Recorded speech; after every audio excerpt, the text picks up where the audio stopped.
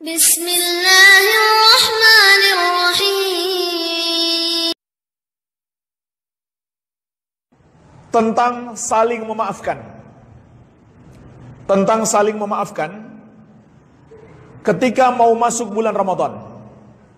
Maka jemaah sekalian, kita katakan pada dasarnya meminta maaf dan memaafkan itu adalah hal yang terpuji. Dan kalau kita berbuat salah kepada orang dan kita minta maaf kepadanya, atau kita menzoliminya lalu kita minta maaf, ini juga termasuk syarat taubat. Termasuk syarat taubat. Dan sangat baik di bulan Ramadan kita bertobat kepada Allah. Itu sangat baik.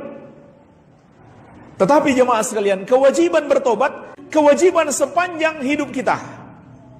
Setiap waktu, nggak boleh ditunda-tunda. Jadi masalahnya di sini, dia akan menjadi salah.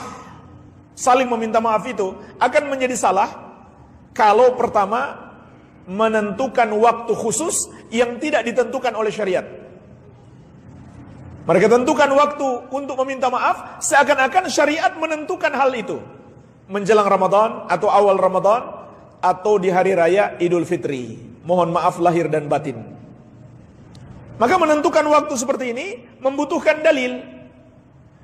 Kemudian juga termasuk kesalahan kalau seandainya kita menunda permohonan maaf kita. Kenapa? Nunggu Ramadan. Padahal baru di bulan Syawal, masih setahun lagi. Ya, hampir setahun. Itu juga tidak benar. Jadi jemaah sekalian, kapan saja kita buat salah kepada orang, kita menzalimi orang, langsung segera kita minta maaf. Jangan tunggu jelang Ramadan atau awal Ramadan atau Idul Fitri, kelamaan. Bahkan kita belum tahu apakah kita masih hidup,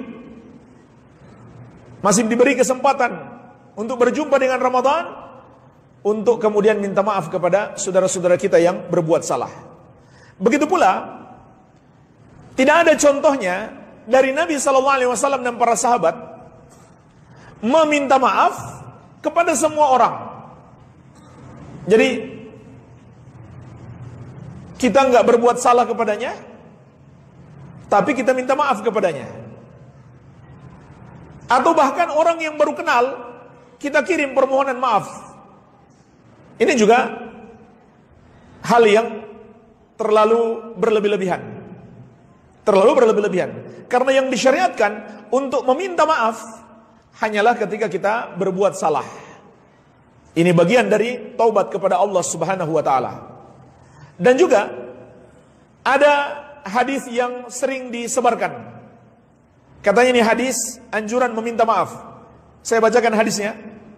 Malaikat Jibril berdoa, Nabi SAW mengucapkan amin. Kemudian sahabat bertanya, doa apa yang engkau aminkan ya Rasulullah? Maka di sini dikatakan doa malaikat Jibril itu adalah satu, ya Allah, tolong abaikan puasa umat Muhammad. Apabila sebelum memasuki bulan Ramadan dia tidak melakukan hal-hal yang berikut.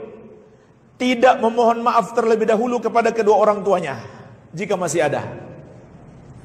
Yang kedua, tidak bermaafan terlebih dahulu antara suami istri. Yang ketiga, tidak bermaafan terlebih dahulu dengan orang-orang sekitarnya. Jemaah sekalian, ini hadis palsu. Rasulullah SAW bersabda, "Man kadzaba alayya muta'ammidan falyatabawwa maq'adahu minan nar." Barang siapa yang berdusta atas namaku dengan sengaja, maka siapkan tempat duduknya di neraka.